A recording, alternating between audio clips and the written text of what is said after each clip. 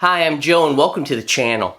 In this Inspired By series, I like to write an original piece of music inspired by either an artist or a genre. In this one, we're going to take on playing the slow blues. So I'm going to give you some tips and tricks how to play the slow blues. But first, let's jump into the track, and then after that, I'll break down all my guitar parts for you so you can see exactly what I'm doing.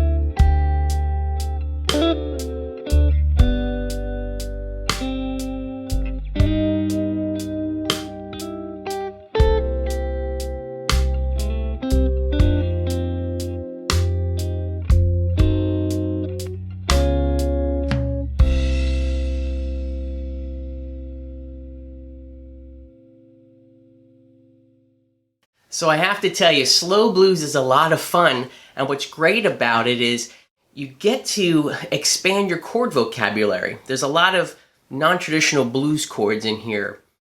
I guess from the sense that I'm trying to say from a typical 1-4-5 chord progression. We're going to add some different 2-5-1s to get to other chords that are in the progression and do some more jazzier things, for lack of a better word, on this progression. And the other thing that's interesting about it is when you're playing this style of music, remember to go for the vibe. You're going for the feel of the slow blues, the emotion that it's trying to emote. Now, if you listen back to the track, you'll probably hear that I didn't play everything as smoothly as possible. I meant to, but I just couldn't pull it off. But I left it in there. To me, it added to the character of it. Lots of today's music, in my opinion, kind of sterilizes the guitar parts, or they're just looped around or something like that, where it's not even, it's almost like robotic or not even a human playing those parts. And with this type of genre of music, you want to leave the flaws in as well as the good stuff. I think, again, it adds that human element to it. So let's take a look at the chord progression here. We're basically going to be playing out of a C7 blues thing. And again, the typical thing would be a C7 to an F7 to a G7 to a C7. But there's more chords in this, obviously. So what we're going to start off with is, just to set the mood, we're going to start off with a G augmented chord. And that automatically wants to lead someplace. That G augmented wants to go home to the C7. So a lot of these chords do a great job of kind of voice leading and pulling your ear to the next chord in the progression. So G augmented to C7. Now, instead of playing the C7 this way, you'll notice in the video I actually brought my thumb around and I was playing it this way. So I had this little kind of diamond shape here. You probably could play this chord if you wanted to, like this. But I'm using my thumb and I'm flattening my first finger and barring it down and putting my second finger down on the 9th fret of the G string.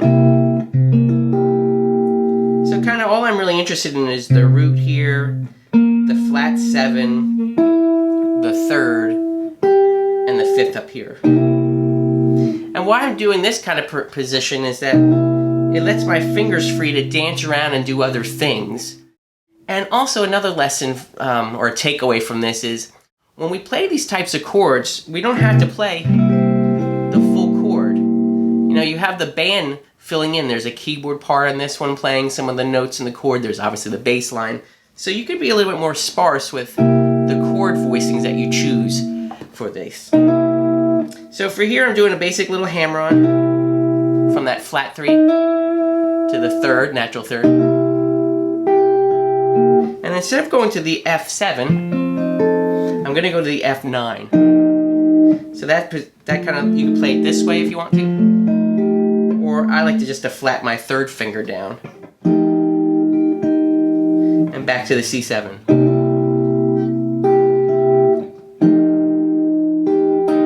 And you'll notice I'm playing the chord, and then I'm hitting the top 2 notes. And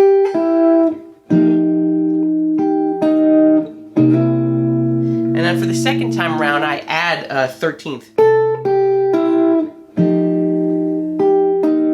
And now our next wonderful chord, we're going to do an F sharp diminished. That's a little bit of a tricky fingering to get underneath your fingers. You can play it that way, or you can play it this way if you want to. I just found coming out of the F here, it was easy for me to slide my second finger up and then plant my other fingers down to get that F sharp diminished. And that F sharp diminished is kind of acting like the 2 chord. So instead of that, we're kind of doing back down to the C7. And here's a nice thing. We have this bass movement now. We're going to bring that down to the B, but we're going to play an E7. Oh, E7. But with the B in the bass. And then go down to the A minor 7. So let me play that real quick for you so you can hear what it sounds like in context. Nope, that was ugly. And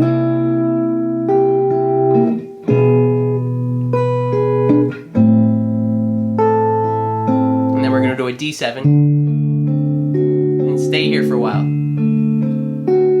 Back to a G7 and then a G augmented. So what's happening here? Well, we're kind of treating this E7 with the B as the 5 chord to get to the next chord, which is the A minor. And this A minor to D7 acts as a 2-5-1, which would be the 2-5-1 in the key of G. You see how it kind of wants to pull your ear to that G7? But what's happening here is we're borrowing chords from basically the keys of the chords in the chord progression. I didn't really say that very well. We're borrowing chords from other keys to lead us to the chords in this actual chord progression here. So again, a little bit out of this, the normal for the typical blues. So let me just go ahead and play this progression for you one time all the way through so you can hear what it sounds like.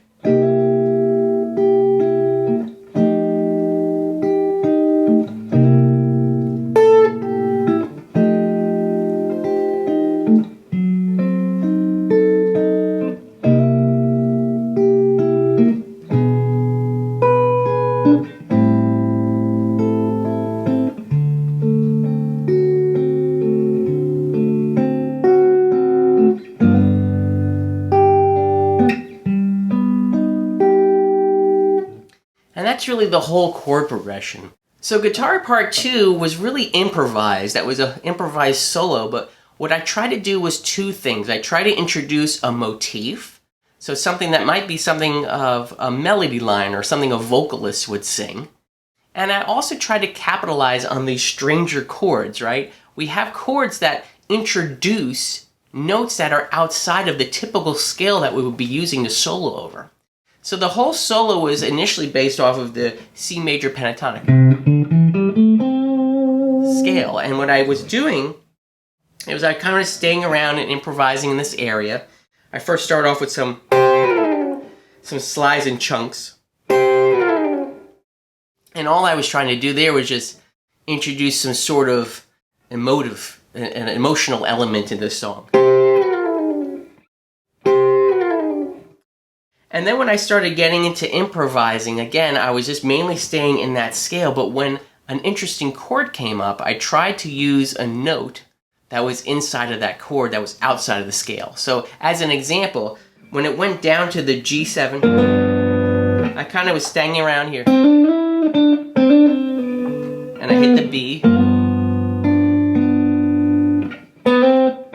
then I went to the D, and then when I went to the augmented, I actually hit the D sharp. So it was something like this, the line. I think I went. And then I went right into that motif.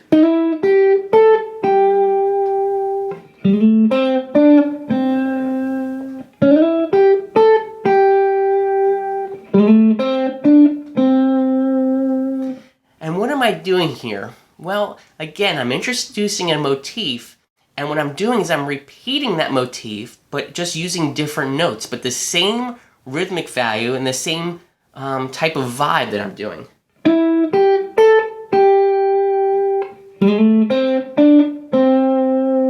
So when you come up with a nice little motif, see if you can use that rhythm, that same rhythm that you're playing that motif, but using different notes. And it really creates something familiar to the listener, but different, obviously, because you're playing different notes. Something like, again, a melody or a vocalist would do.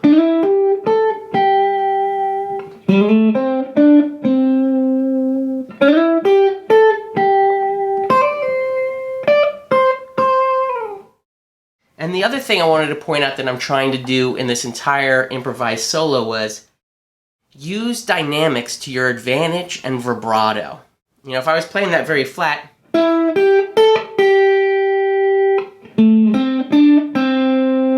it just doesn't feel the same as.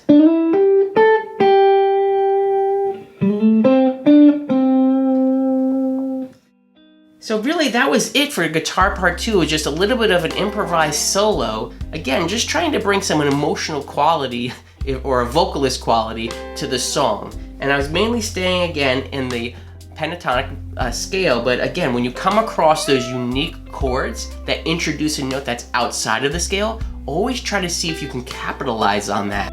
Well, that's another Inspired by video down. Hey, if you have a suggestion for an artist or genre of music that you'd like to see in this series, please do me a favor and leave a comment down below. And while you're down there, if you don't mind helping me out, I'm really trying to grow this channel, please do me a favor and subscribe down below, hit the like button, and knock on the bell. All these things help me out, and I'm very grateful for your support.